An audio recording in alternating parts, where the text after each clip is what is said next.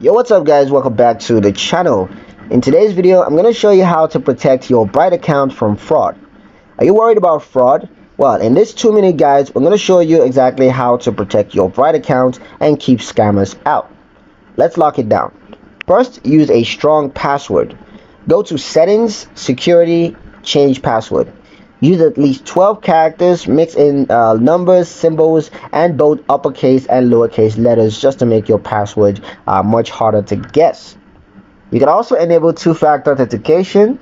Just head to settings, security, two-factor authentication. Turn it on and link it to your mobile number or an authenticator app.